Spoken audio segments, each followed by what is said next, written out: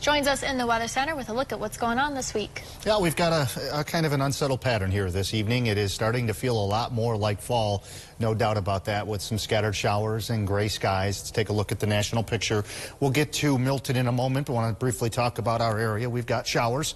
If you are going to be doing any running around here this evening, expect some showers to move through, perhaps even a little bit of graupel if you get any more heavier downpours. In fact, I would suspect maybe there is a little bit out there.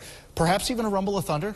It cannot be ruled out, but you'll notice this activity dropping off to the south and to the east with a weak trough that is going to slide through and bring in some cooler air for tomorrow. On to Milton, winds at 120 miles an hour, still a Category 3 extremely dangerous storm. Gusts up to 150 miles an hour. There's a look at what the Hurricane Center is thinking for landfall. A little narrower now from about Tampa Bay, just to the northwest of St.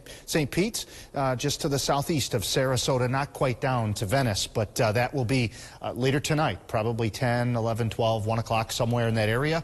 Then it will probably be before 1 o'clock because the 2 o'clock puts it inland over Pebbledale, around that area. Then it will cross the peninsula and move out to sea in the following days, and it will probably no longer be heard of.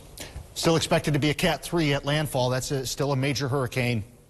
Has the potential from the Hurricane Center to be one of the most destructive on record in Florida.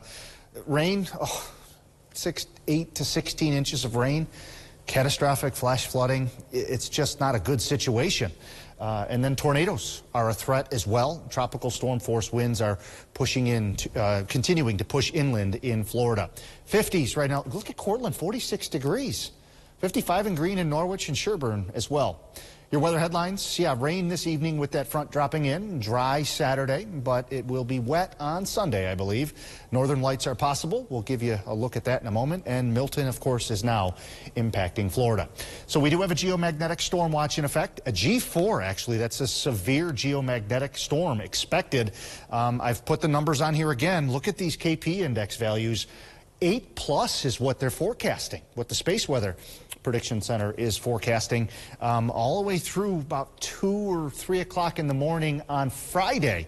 Then it will slowly decrease as the impacts from the coronal mass ejection coming toward us moves away and weaken. But yeah, late tomorrow into very early Friday morning, we're going to be watching extremely carefully for, intently, I should say, because here's the auroral oval forecast well south of us.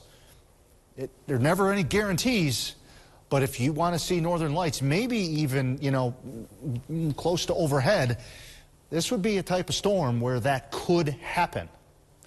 So for tonight, that front drops through. By tomorrow morning, we have a lot of clouds. Shower activity decreases.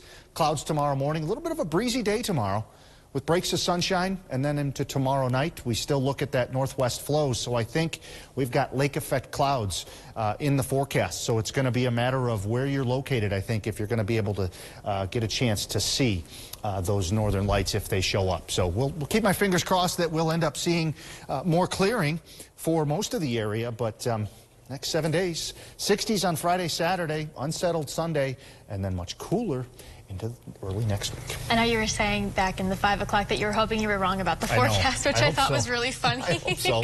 I mean, we missed the big one in May. Yeah. And again, no two events are the same, but the KP index was 8+ in May, and they were seen way south of us. Yeah. So, my hopes are pinned on the fact that I'm wrong. Hopefully. Yeah. Me